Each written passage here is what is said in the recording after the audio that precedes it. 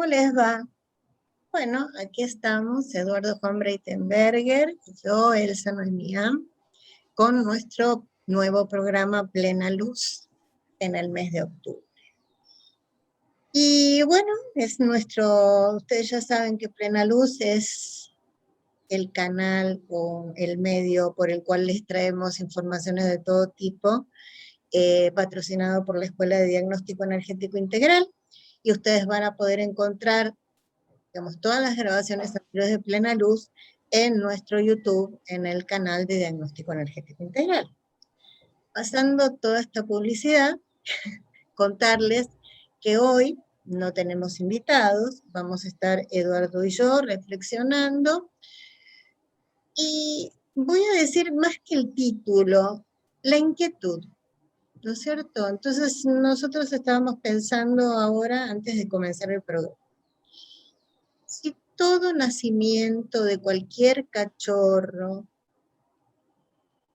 cualquier animal en el mundo, lo vemos como una manifestación de una ternura enorme, si realmente todo lo que nace nos conmueve, si cuando uno ve cómo nace una plantita y primero tira un tallo muy débil y hojitas muy tiernas y demás, eso también nos resulta conmovedor.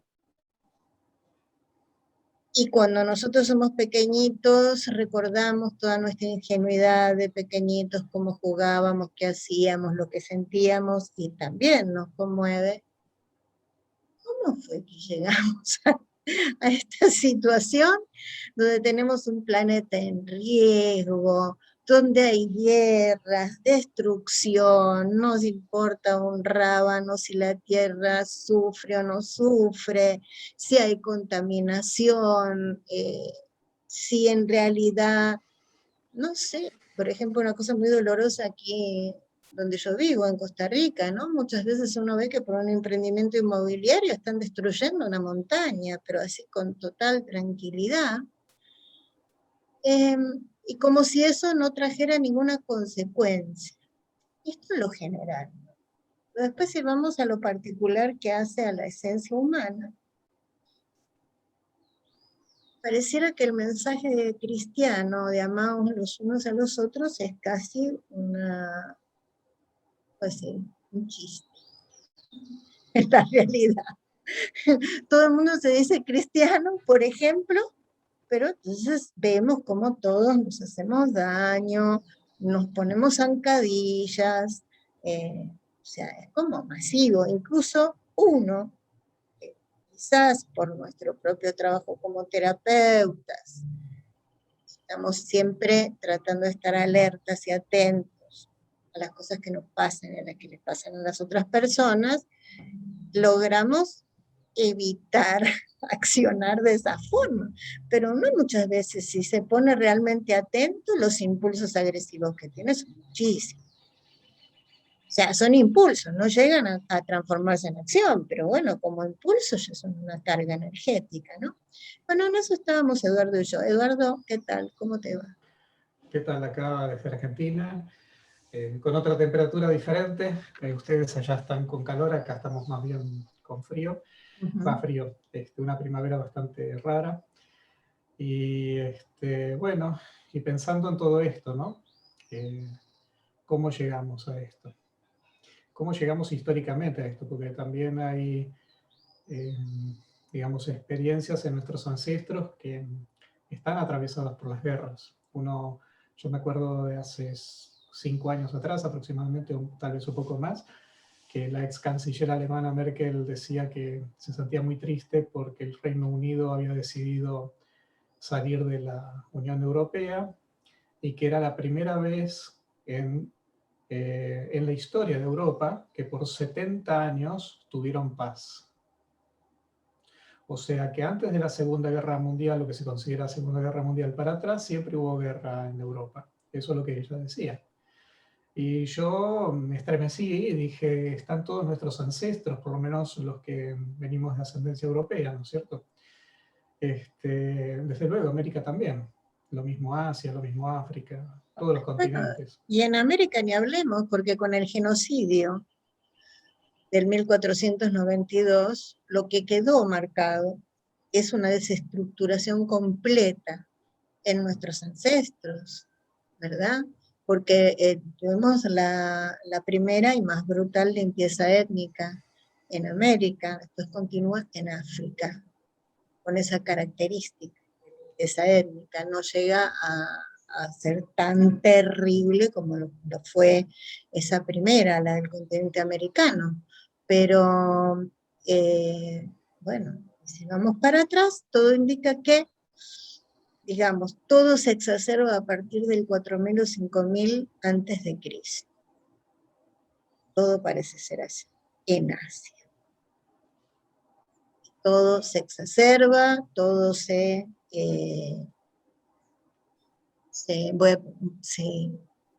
digamos, toma un carácter así tremendamente violento, y si nos ponemos a pensar en lo que significa hasta la construcción de las monarquías, ¿verdad?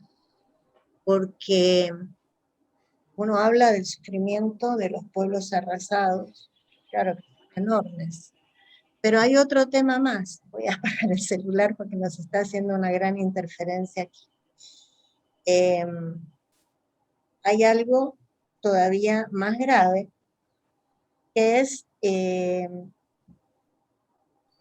bueno, no es todavía más grave, es parte de, lo más grave es la destrucción que hay masiva. Pero si uno se pone a pensar en las familias reales, lo que significaba la descendencia, es una cosa espantosa. Porque entonces se casaban por cuestiones de poder, nada más de amor, sino por estrategias políticas, donde eso implicaba que una dinastía se hacía más fuerte, por ejemplo, asociándose a otra, y todos los hijos que tenían más o menos estaban condenados, porque los hijos eran productos del poder para tener entonces un próximo príncipe de la corona. Entonces, en el medio, las princesas, para lo único que valían eran para las negociaciones que se hacían con las otras monarquías. Y los príncipes, bueno, se mataban entre ellos por el poder, porque el mayor, en general, la primacía del mayor se mantuvo, pero entonces mataban al mayor para ver si el que seguía. Y después, lo más triste del caso es que nos sentamos a ver películas donde nos hablan de la gloria de la monarquía inglesa, de la española, así. Es increíble. Sí, es como decía una psicóloga que da un taller para mujeres, que está filmado en YouTube, que dice: olvídense, chicas, el príncipe azul nunca existió, eso fue una creación de Disney. Y uno se la pone a pensar, y es verdad, porque muy probablemente antes de Disney nos hablaba de un príncipe azul, ¿no es cierto? Bueno, no, los cuentos, sí, los cuentos tradicionales de los hermanos Grimm en Europa y demás, estaba la princesa dormida, envenenada, y llegaba el príncipe y la despertaba. O sea, claro, siempre hubo una tecnología de manejo de la opinión, sí, aunque sea escrita en piedra. Seguro, seguro. Era como para dejar en claro los roles, ¿no? Claro. Pero bueno, todo parecería indicar, hacen falta muchos más estudios, porque por otra parte estos estudios tampoco le interesan a nadie, pero todo parecería indicar que en la época del matriarcado, la guerra no era la condición básica de relación de las poblaciones. Por una razón, porque lo que prevalecía en el matriarcado era el desarrollo de la vida, la expansión de la humanidad como especie. Entonces, en ese momento, el valor fundamental era cómo éramos más, cómo nos ayudábamos entre todos para hacer más. Y todo indicaría que la era patriarcal comienza justamente en la medida que empieza a haber un cierto grado de acumulación, ¿no es cierto? Donde empieza a haber un cierto enriquecimiento, una cierta acumulación, más conflictos ambientales, que obligan a endurecerse al ser humano, la cosa empieza a ponerse de color hormiga, como está hoy, ¿verdad? Donde realmente nada importa. Hoy me quedé impresionada porque hay una película que acaba de ganar la Palma de Cannes.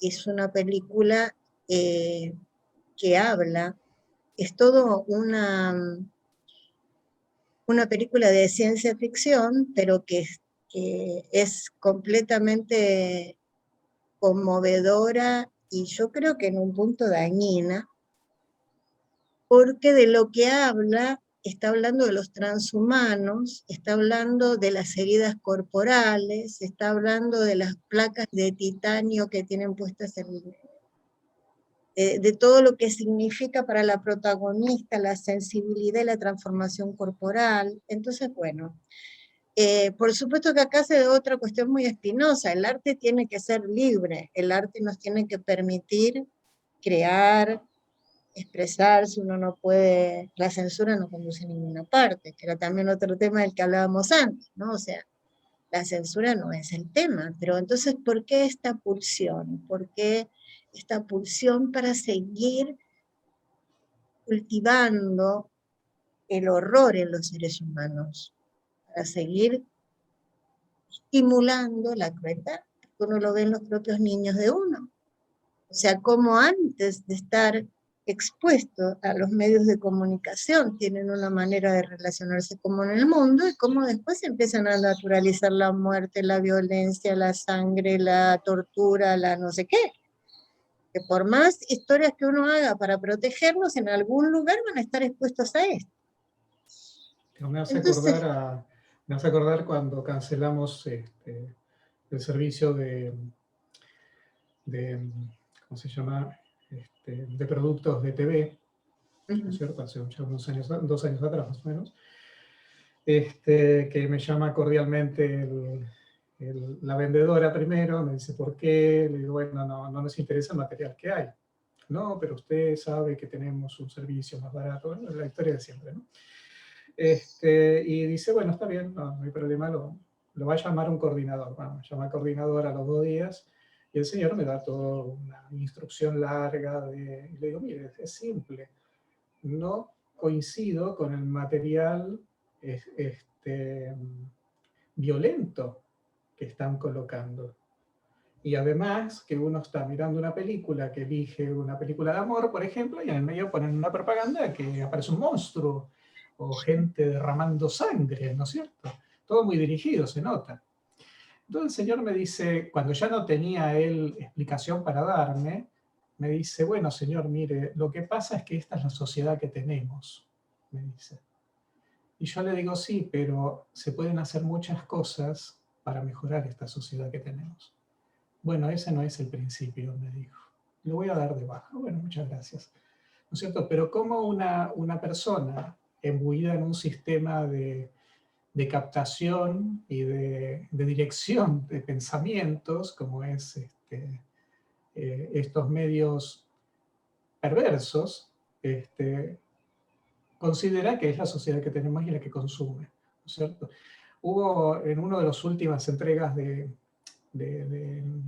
premio de Óscaras, no uno de los últimos, hasta 3 años, 4 años, no recuerdo yo los nombres sinceramente de las personas, pero el que dirigía la entrega de los premios es un tipo muy polémico, un artista muy polémico, y él dijo, estamos entrando a hacer la entrega de la basura que generamos este año. Fue muy claro, fue muy claro. Y ahí se expresó de todo, ¿no es cierto? Toda la gente aplaudiéndolo, otros llorando, ¿no es cierto? Yo dije, qué patético. Fue patético. Era totalmente real lo que él decía, me pareció genial que lo dijera, pero era patético, ¿no? Porque no hay un medio de decir, bueno, hoy día, gracias a Dios, hay mucha gente que dijo, basta el cable, basta la TV, no exactamente. utilizo más el televisor y elijo, ¿no? Entonces, bueno, es lo que hicimos nosotros hace 2 años. Claro, sí, sí, Comenzamos a sí, elegir. yo esto lo hice prácticamente desde que Lucía comenzó a tener mi hija Lucía 5 o 6 años, o sea, hace como 15 años atrás aquí en Costa Rica, porque realmente era la exposición a la violencia enorme, ¿verdad? Pero bueno, ¿qué Bueno, es eso lo es a que lo que pasa? llegamos, ¿no? Como veníamos hablando, hacemos unas criaturas tan primorosas y después llegamos adaptados a esta cosa tan terrible que tenemos en las manos, ¿no? Que nos está comiendo. Sí, y aparte, mira, yo nunca voy a olvidar una persona que en algún momento, eh, o sea, le parecía una persona que yo quiero mucho, que valoro mucho, valoro su opinión, y esta persona decía, bueno, pero es que las narraciones y los cuentos de terror preparan a los niños desde la antigüedad a que puedan vivir en la realidad. Entonces, eso dicho así, es como sustentar que la realidad tiene esta marca de cuestión insoportable y que no hay manera de desarrollar un paraíso en la tierra, sino que este es el infierno. Cuando salgamos de acá, de ser que vayamos a un lugar mejor. Ok, entonces, ¿qué es lo que pasa? Es muy complejo el tema, pero podríamos tomarlo por algún pequeño lugar. ¿Qué pasa desde el momento que nacemos? ¿Qué pasa desde el momento que estamos en el vientre de nuestras madres?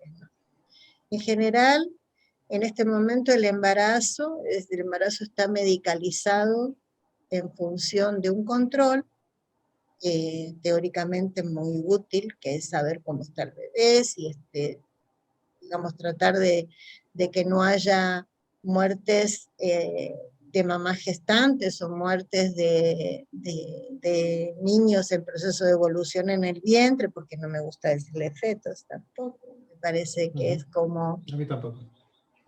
claro, es una palabra muy, muy fuerte que trata de desnaturalizar la idea de lo que pasa con ese bebé que se está gestando. Todo esto hace también de que se empiece a vivir el embarazo como un hecho donde hay que observar lo patológico. La patología puede estar ahí en cualquier momento y ha perdido naturalidad.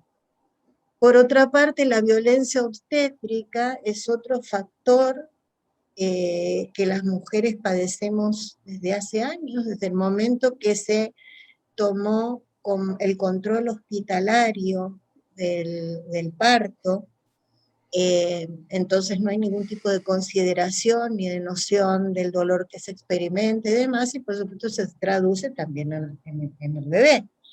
Y a eso le tenemos que agregar que entonces en los partos no se espera mucho, y muchas veces no se espera no por el control de que todo salga bien, sino que no se espera por una serie de factores, como que quizás un médico no quiera tener una semana en que se va a ir de vacaciones, ¿verdad? Partos en camino, entonces decide hacer cesáreas en ese momento, cosa que pasa mucho.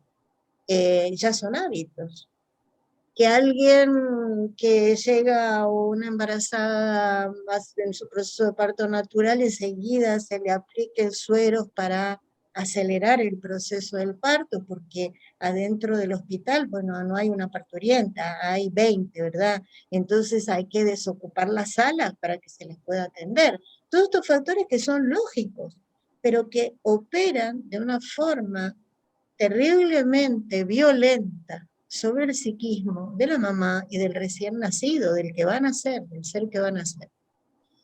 Cuando nace, nace bajo luz blanca, bajo ruidos, nace y lo ponen en superficies frías, nace manipulado y en muchos casos separado completamente de su madre, de su olor. O sea que todo lo que significa salir del útero y contrastar con el mundo exterior Es violento. entonces ya tenemos ahí un primer problema. A eso le seguimos agregando. Podemos seguirle. Porque el entorno violento sigue estando en la sociedad, en la familia, en la escuela, y de poco ese ser tan dulce se va transformando en un pequeño que tiene que desarrollar su coraza fuerte para poder sobrevivir, porque si no, no lo logra.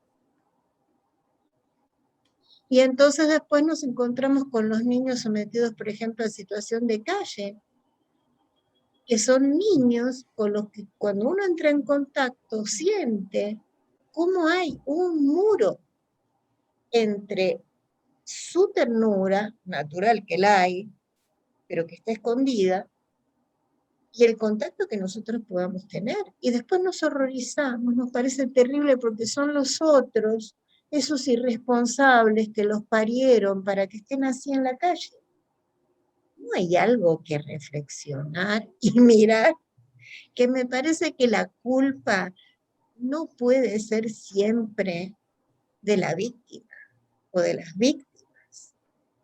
Y aparte de otra realidad, la condición de miseria establece que las personas cada vez tengan menos herramientas de todo orden, de educación, de comprensión, herramientas biológicas por falta de nutrición.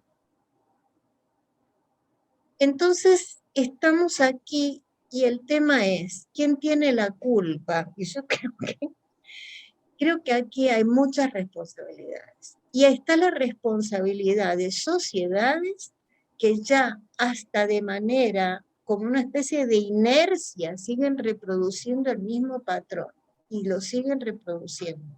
Porque lo que se siguió ampliando fue la ganancia y el mercado, el control y el poder. Y esta es una primera indagación. Hay muchas maneras de mirar esto, ¿no es cierto? Porque uno los puede mirar también desde un orden espiritual. Y cuando uno lo mira desde un orden espiritual, también hay que tener cuidado. Porque, por ejemplo, toda esta división en castas de los hindúes se puede atribuir a los textos sagrados de miles de años atrás. Esto fue una reforma política, prácticamente. Esa concepción dentro del brahmanismo, ¿verdad? De la división en capas. Entonces, bueno, es una situación compleja. Esto es un gran reto para la humanidad. Yo pienso que si no tomamos las cartas en la mano rápidamente, y bueno, vamos a poder llegar a todo esto que queremos llegar, ¿verdad? Claro, también esto me hace acordar un poco a la organización piramidal, ¿no? El, el ejército romano, en aquel entonces, los centuriones con sus jefes y demás, y el César a la cabeza, que fue tomada esa estructura para la parte eclesiástica romana, católica romana, que es el mismo sistema, y también el control poder y las empresas. Las empresas tienen mucho de eso y también de la era feudal, ¿no? Entonces, así, solamente piensan algunos y los demás tienen que seguir las órdenes. Entonces, cuando uno quiere innovar algo, estando por ahí en un estrato mediano o bajo, no se le deja hacer nada, entonces deja de ser creativo y solamente es una persona gris haciendo su función dentro del sistema, porque si no es apaleado, como pasó con la estructura de la escuela de Prusiana, también tiene el mismo sistema, que es también la organización de los niños y los adolescentes dentro de una estructura con la cual puedan defender su país cumpliendo órdenes, que eso se traslada después al sistema industrial, ¿no es cierto? Es algo muy parecido. Entonces, siempre hablamos de esto mayormente, que es justamente que las personas hacemos trabajos una y otra vez todos los días igual y no sabemos para qué, y eso produce un nivel de no sentido de vida a muchas personas Alienación. que, claro. Entonces, esto lo vemos mucho en las sesiones en terapia, que las personas vienen sin un sentido de vida y de repente a través de nuestro trabajo empiezan a encontrar sus anhelos, las cosas tan perdidas de su infancia como en pequeñas cartitas ahí perdidas en algunos arcones de su historia personal, en la cual querían ser artistas, querían ser pianistas, querían desarrollar algo novedoso, que se les había ocurrido en la infancia y que no lo dejaron, como un juego en su momento primero, y después se transforman en cosas muy valiosas. Y después esta historia eterna que tenemos, que cada 100, 120 años se nos pega un palazo a la humanidad, en la cual tenemos la vieja quema de la Biblioteca de Alejandría, ¿no es cierto? Que con eso perdimos 3000 años de avance tecnológico de ciencia y espiritualidad, entonces se quemó todo ahí. Y, por ejemplo, parte de ese conocimiento, poco de ese conocimiento quedó guardado primero por el Imperio Otomano en su momento, y luego parece ser que por la ortodoxia rusa, cuando cae el Imperio Otomano. Y en una de esas tantas pocos libros o papiros que quedan, está el uso del vapor como función de empuje. Claro, bueno, eso es tremendo. Yo recuerdo que en mi adolescencia, hace mucho tiempo, como soy poeta y escribo, yo escribí un poema que tenía que ver, para mí Alejandría fue como una obsesión, porque yo nunca podía haber entendido, no lo comprendía, cómo podía ser que en un momento se tratara de liquidar con toda una herencia cultural. Y bueno, hay miles de Alejandrías en el mundo, eso es lo más terrible, ¿no? O sea, hay muchas Alejandrías. Y permanentemente se reproduce, porque el saber de alguna manera abre poder personal. Entonces, estamos dentro de lo mismo. Yo creo que si pensamos en los cambios favorables que la humanidad tiene que dar en el tema del desarrollo, la evolución, la ascensión, la apertura hacia una sociedad diferente, una sociedad hermanada, no hay duda que va a ser un trabajo muy arduo. No es que no va a ser, pero va a ser muy arduo. Y estamos nosotros asistiendo en este momento a cómo todas las crisis que hay en estas estructuras de poder globales se están manifestando, estas crisis de poder, porque la concentración es tan grande también que ya no hay cómo. Entonces, de alguna forma, aquí nos están avisando que tenemos tiempo. Tenemos 10 minutitos. Exactamente. De alguna forma, todo esto que está pasando hace que la conciencia tenga que ser rápida, que todos los que podamos abrirnos a comprender y entender de que esto no está bien, ni es la única manera de relacionarse, que al revés, que el ser humano lo que ha hecho es construir un entorno destructivo con respecto a sí mismo y al planeta, y que esto es lo que hay que revertir. Quizás también astrológicamente sea un momento donde estemos apoyados por energías universales, porque estamos entrando en la era de Acuario, y Acuario es red. Acuario no tiene nada que ver con las pirámides, ¿no es cierto? No es la estructura piramidal, es red. No quiere decir que no se va a gestionar el poder dentro de este mundo acuariano, pero quizás tengamos un chance para poder funcionar más ágilmente y poder rápidamente pasar un mensaje, ¿cierto? Y en definitiva, acá el tema es el único, el amor. Es lo único que nos puede salvar.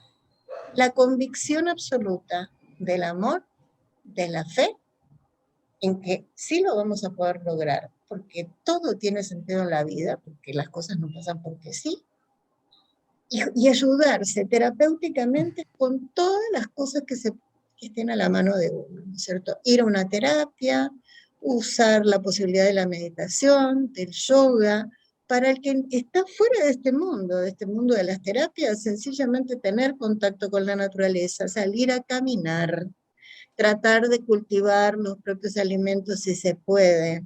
Si no se puede, tratar de ocuparnos muchísimo con respecto a con qué cosas nos alimentamos, ¿verdad? O sea, todo lo que pueda hacer un retorno a la verdad, eso es lo que nos va a ayudar. Bueno, ya estamos en el final. Sí, volver al corazón, ¿no? O sea, tenemos técnicas que inclusive en internet también se enseñan, que son fáciles, son seguras, en la cual,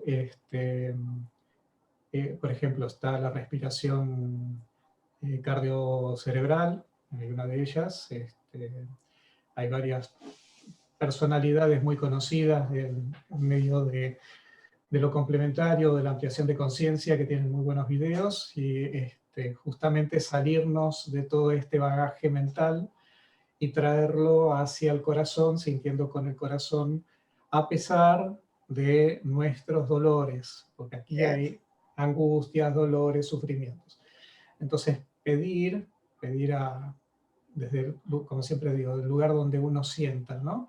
Con el nombre que uno lo sienta, si sea Alá, Dios, Jesús, María, los maestros ascendidos, quienes sean, que cada persona elija, de ser ayudado a justamente poder resolver esas dificultades que no les permiten llegar al corazón de una manera más fácil.